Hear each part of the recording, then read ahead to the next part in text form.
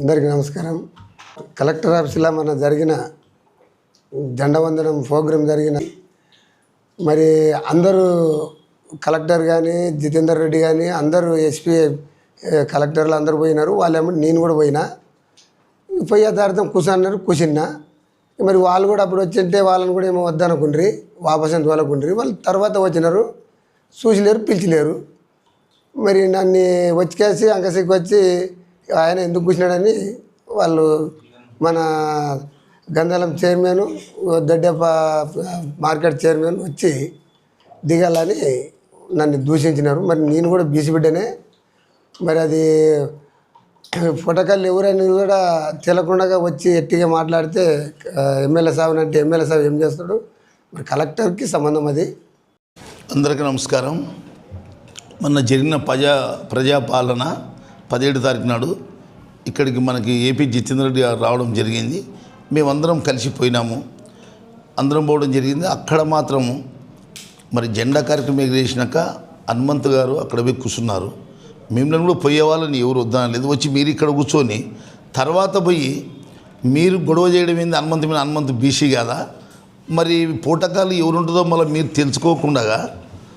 తెలుసుకోకుండా కలెక్టర్ గారు ఉంటాడు, అక్కడ ఎస్పీ ఉంటారు, ఇంకా మిగతా ఆఫీసర్ ఉంటారు, వాళ్ళని అడగాలి. కానీ హనుమంత్ గారిని ఇది చేయడం ఒక పద్ధతి కాదు. ఇది ఆయన కూడా బీసీ బిడ్డని దిగవడం కూడా ఒక మంచి పద్ధతి కాదు. ఎందుకంటే మీరు ఆయనతో పాటు పోలేదు, మీరు ముందే వచ్చి మాతో పాటు కూర్చున్నారు. కాబట్టి దానికి ఏం చేస్తారు? మీరు అనవసరమైన గొడవలు పెడుతున్నారు.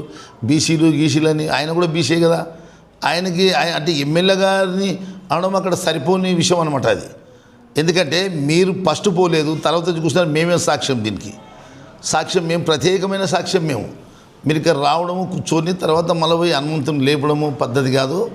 అది మీరు దయచేసి బీసీలకంతా దండం పెట్టి మేము చేతులెత్తి మొక్కుతున్నాము. బీసీలంతా కూడా ఇటువంటిది మానుకోవాలని మనం చేస్తాం. అందరూ అవతల ఉన్న వాళ్ళు కూడా బీసీలే. అందరికి నమస్కారం.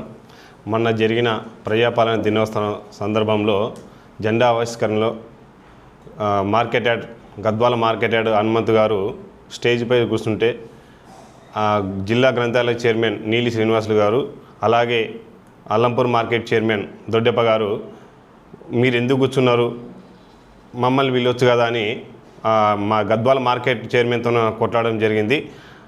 మేము కూడా బీసీలం కదా అని అనడం జరిగింది.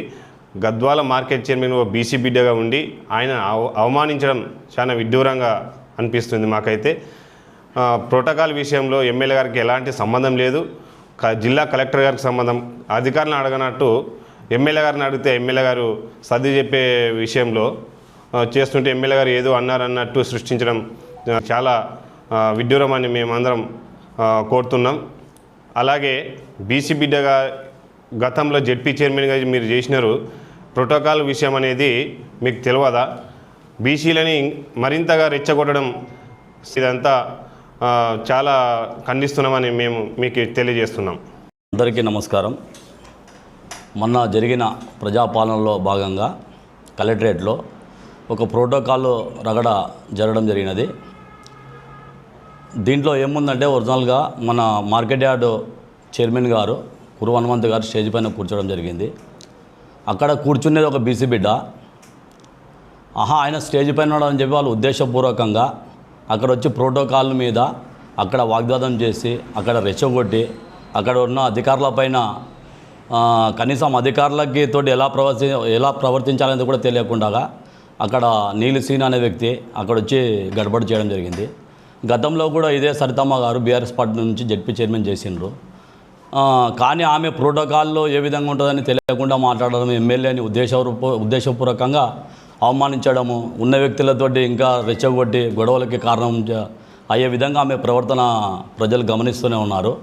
కానీ వాస్తవం చెప్పాలంటే జిల్లా గ్రంథాలయ చైర్మన్ ఒక జోగులాంబ గద్వాల జిల్లాలో అక్కడ సంపత్ కానీ ఇక్కడ మన ఎమ్మెల్యే బండ్లకృష్ణరెడ్డి కానీ సహకరించకపోతే ఆయన గ్రంథాలయ చైర్మన్కి ఆయన అర్హుడే కాదు. కానీ మళ్ళీ ఆయన ఏ విధంగా బీసీలను అవమానిస్తున్నాడని చెప్పి ఎమ్మెల్యేని ఉద్దేశపూర్వకంగా టార్గెట్ చేసి మాట్లాడుతున్నారు. కాబట్టి దీన్ని అధికారులు కానీ ప్రజలు కానీ గమనిస్తున్నారు. ఇంకా మీరు ముందు ఇలే కానీ పోతే దాని పరిణామాలు ఎలా ఉంటావో చూపెట్టడానికి గద్వాల ప్రజలు రెడీగా ఉన్నారని హెచ్చరిస్తున్నారు.